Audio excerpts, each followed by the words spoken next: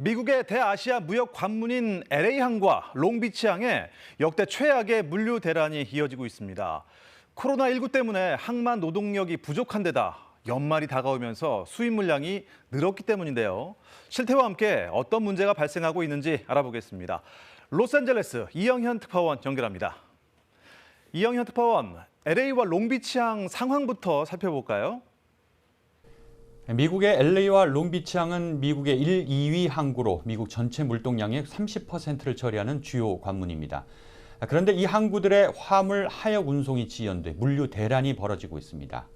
LA와 롱비치항이 수용할 수 있는 배들은 하루 평균 28척가량입니다. 그런데 항구에 배를 대기 위해 이 해상에서 기다리는 화물선이 9월 첫째 주 기준으로 47척이나 됩니다. 이 화물선들이 항구에 들어오기까지 평균 일주일 이상을 해상에서 대기하고 있습니다. 항만 운영 책임자의 설명 들어보시죠. Obviously, the health crisis that we're witnessing here, the health pandemic now has brought issues regarding delays, and last week was a record number.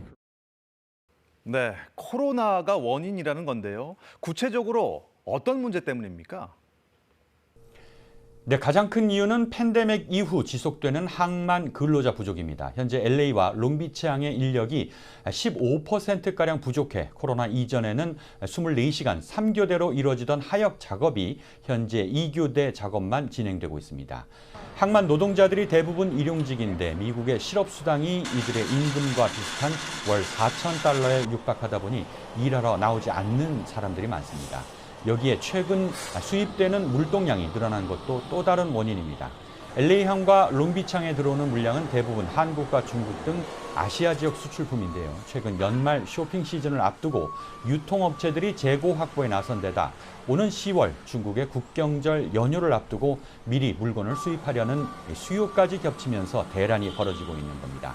LA 항만청은 이번 주 물동량이 지난해 같은 기간보다 35%, 다음 주에는 이 80%가 늘어날 것으로 예상하고 있습니다.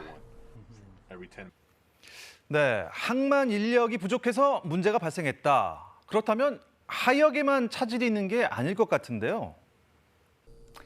네, 그렇습니다. 배에서 컨테이너를 내려도 이를 차량에 실어 운송하는 과정도 차질을 빚고 있습니다. 항구로 이어지는 도로마다 컨테이너를 옮기려는 화물차들이 끝없이 줄을 지어 대기하고 있습니다. 대기 시간이 서너 배가 늘어 팬데믹 이전에는 하루에 많게는 5개의 컨테이너를 옮겼는데 요즘은 2개 실어오면 다행이라고 합니다. 직접 들어보시죠. The longest time that I've ever been in about 8 hours. It just depends on the port, depends on how it works. We're backed up because coronavirus. It's all it is what it is. 물류는 시간이 돈 아니겠습니까? 비용 상승이 엄청나겠는데요. 네, 그렇습니다. 이 같은 상황은 물류 비용 증가로 이어집니다. 먼저 해상 운임의 경우 수출 기업과 수입업자들의 부담이 크게 늘었습니다.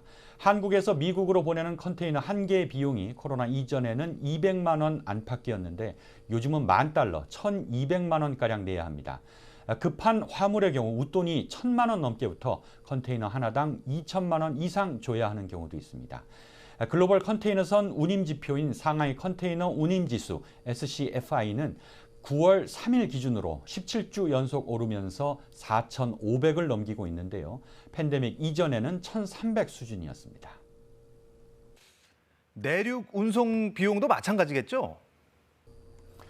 네, 그렇습니다. 처리 물량이 줄어 수익이 줄었는데 고정 비용은 그대로인데다 오히려 생각지도 못한 추가 비용까지 발생하고 있습니다.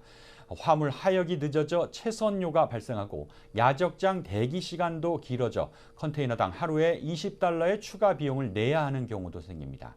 한 컨테이너 전문 운송 회사는 일주일에 $10만, 그러니까 우리 돈 1억 원이 넘는 비용을 낸 사례도 있습니다. 또 컨테이너 반납 절차도 지연되면서 막대한 추가 지출이 발생하기도 합니다. 손님한테 딜리버리를 하고 빈 컨테이너가 되면 바로 항구로 들어갈 수 있었는데 지금 같은 경우는 항구로 바로 들어가지를 못하고 이곳으로 다시 가지고 와야 되는 상황이 돼서 비용이 또 늘어나는 상황입니다.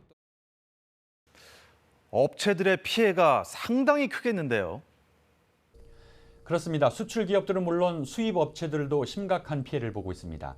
미국 시장 수출을 전문적으로 하는 한국의 기업들은 이 해상 운송 비용이 오른 데다 이 수출품을 실어 나를 배를 잡지 못해 애를 먹고 있습니다. 또 수입업체들은 주문한 상품이 제때 들어오지 못해 이 판매 시기를 놓치는 손해를 보고 있고 운송 비용 때문에 계약을 취소하거나 수입을 아예 포기한 경우까지 발생하고 있습니다. 이 때문에 미국 내에선 가전이나 가구, 공산품은 물론 식료품 등 생필품이 부족해진 데다 가격 상승이 이어지고 있는데요. 때문에 올해 미국의 블랙 프라이데이 세일의 경우 가격 인하폭은 매우 적을 것이며 할인 품목도 줄어들 것으로 예상됩니다. 미 경제 전문가들은 이 같은 상황이 내년까지 계속될 것으로 전망하고 있습니다. 지금까지 LA에서 전해드렸습니다.